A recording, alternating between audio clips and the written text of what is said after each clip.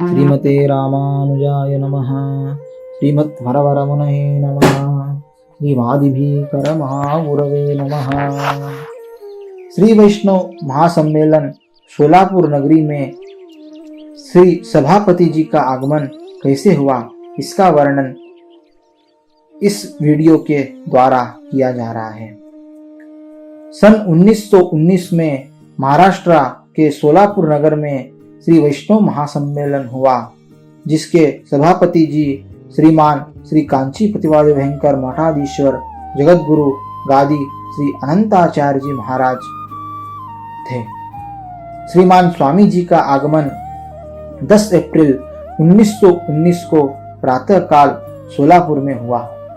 आपके आगमन की सूचना देने वाले विज्ञापन शहर में प्रथम से ही बंट गए थे, इसलिए नागरिक जनता प्रथम से ही दर्शन के लिए उत्सुक हो रही थी। प्रभात 7 बजे से आगमन स्थल पर खूब भीड़ होने लगी। शहर की सड़कों बाजारों की सजावट नयनाभिराम थी। रंग बिरंगी ध्वजा पताका मार्ग के दोनों ओर खूब फहरा रही थी। बाजारों में भक्तों ने अपनी अपनी दुकानों पर तोरण बंधनवार तथा केले के वृक्ष रोपकर अच्छा अनुराग दर्शाया था। प्रारंभ में भक्तों ने फूलहार पहनाए आरती की थी। सवारी का क्रम इस प्रकार था। सबसे आगे केलेदार गाड़ी में नगोरे थे, उसके पीछे ऊंट, हाथी, घोड़े, तांगा, बग्गियां इत्यादि थे। इसके आगे पीछे सोने चांदी के जेवरों से सजा हुए नृत्य कला करते हुए घोड़े चलते थे। इनके पीछे अंग्रेजी बैंड का सुहावना बाजा था। बाद में श्री रामानुज स्वामी जी का शंख चक्र तिलक का जरीदार काम का मनोहर चित्रपट था। फिर मद्रासी सहनाई का मधुर मनमोहक बाजा था। बाद में विविध रंग के छत्रों की कतार थी।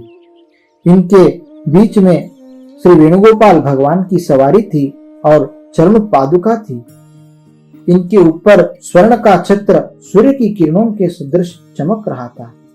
इसके बीच श्री वैष्णव महानुभावों का दल था जो स्तोत्र पाठ करता जाता था, और दल के बीच में पूज्य जगतगुरु गादी श्री अनंताचार्य स्वामी जी महाराज कांच की पालकी में विराजमान हुए श्री रामानुज स्वामी जी की समान शोभा दे रहे थे। आप जिधर दृष्टि डालते थे उधर शील, शांति और कृपामृत से भरी दृष्टि की पुष्टि होती थी। आपके गले में पुष्पों के हारों का बड़ा भार हो गया था, जिन्हें आप उतार उतार कर पालकी में रखते जाते थे। पालकी के दोनों ओर वृत्त की मशालें सुशोभित थी। दोनों ओर श्रीयुत श्री वैष्णव धर्मोपदेशक पंडित सीतारामाचार्य जी और श्रीयुत पंडित रामनारायणाचार्य जी पीतांबर पहने चमर डुराते हुए पार्षदों की समान शोभा दे रहे थे। यह दृश्य ऐसा लगता था जैसे रामानुज स्वामी जी सवारी पर विराजमान होकर आगे बढ़ रहे हैं और कुरेश दाशरथी स्वामी जी चमर डुला रहे हैं। इस बीच जनता का बड़ा लंबा हजारों का समूह था पालकी के आगे और पीछे।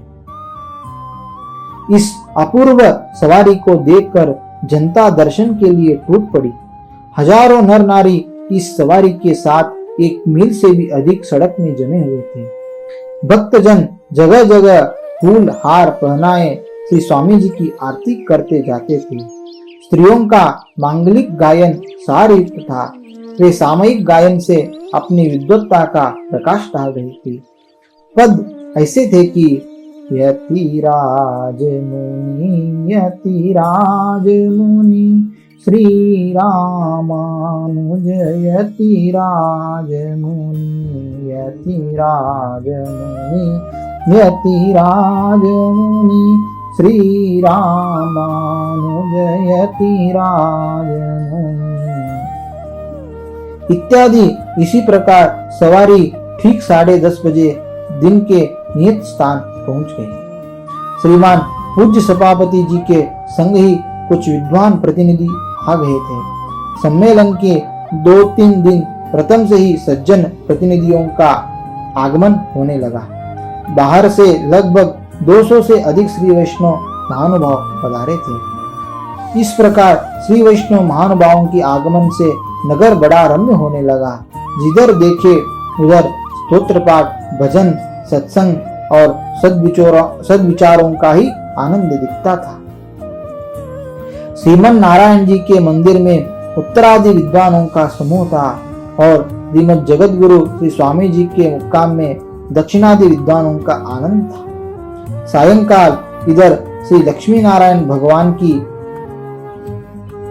झांकी के दर्शन, तीर्थ प्रसाद लेकर फिर पूज्य जगत गुरु स्वामी जी के मुक्काम पर श्री वेणुगोपाल भगवान की झांकी के छटा देखकर दर्शन अपना जीवन सफल मानते थे। आरती के प्रथम ही श्री वेणुगोपाल भगवान की सन्निधि में श्री वैष्णव नर नारियों की भीड़ लग जाती थी। उसी समय श्री भगवान और श्री आचार्य चरण की सन्निधि में वेद और प्रबंध पाठ होता था। तीर्थ गोष्ठी का बड़ा शांत और प्रेमोलादक दृश्य रहता था। पश्चात श्रीमद जगत गुरु स्वामी जी का अमृत प्रवाही प्रवचन होता था। उस सुख को वही जाने जो उस आनंद को लूटा हो। इस प्रकार दिन प्रतिदिन आनंद की वृद्धि ही होती रही। सोलापुर उन दिनों में साक्षात दिव्य देश दिखने लगा।